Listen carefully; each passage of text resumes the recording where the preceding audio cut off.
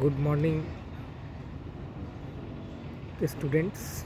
Today we are going to teach you the administrative change after 1858.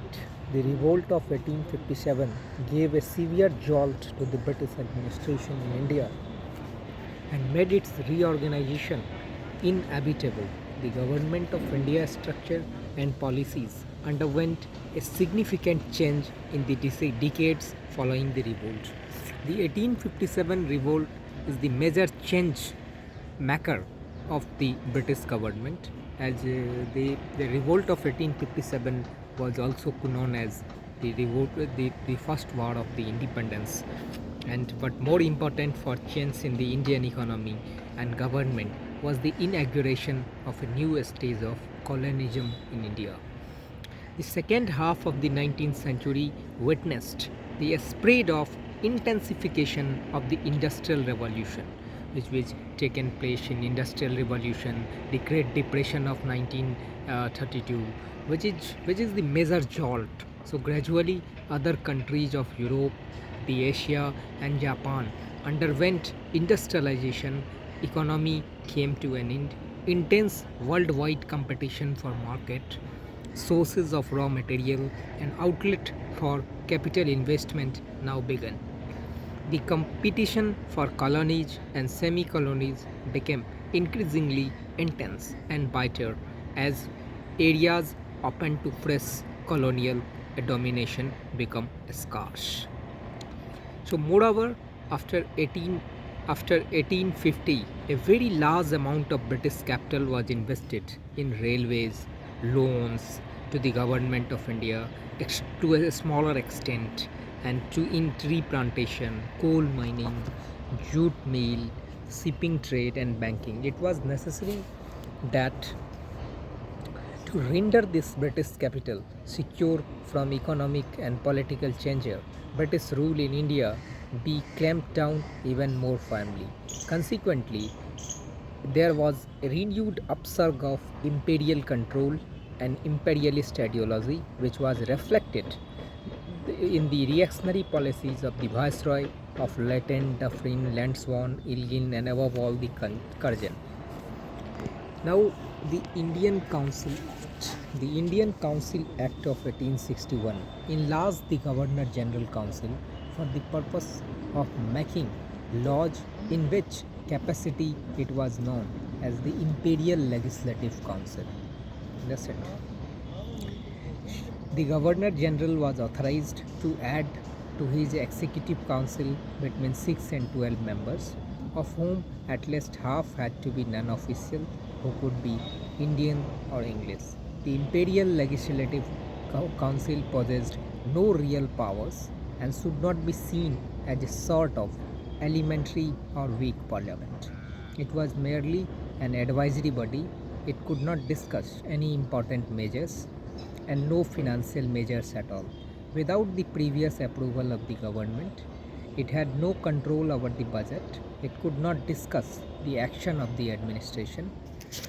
The, the member could not even ask questions about them.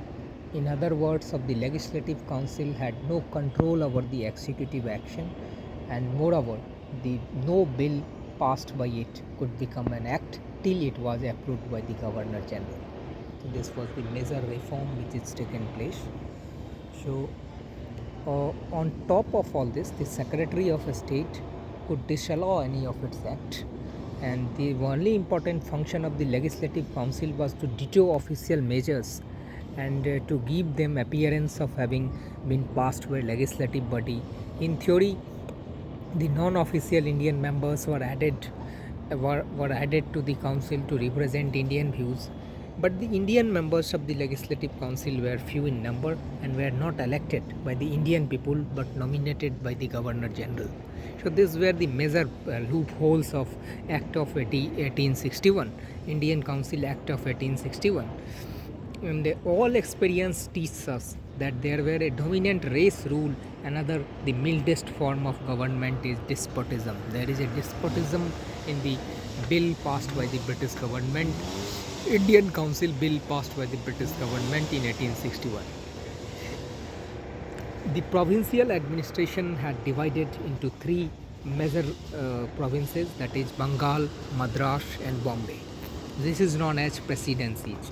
The presidencies were administered by the governor and his executive councils of three, who were appointed by the crown.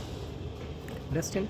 The presidencies government possessed more right and power than governments of other provinces, which were administered by lieutenant governor and chief commissioner appointed by the governor generals.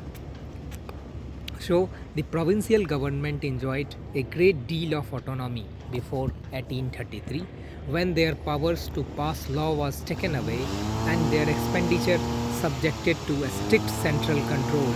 But experience soon showed that a vast country like India could not be efficiently administered on the principles of a strict centralization.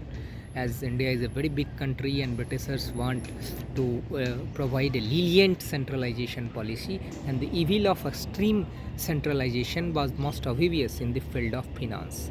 The revenue from all over the country and from different sources were gathered at the center and then distributed by it to the provincial government.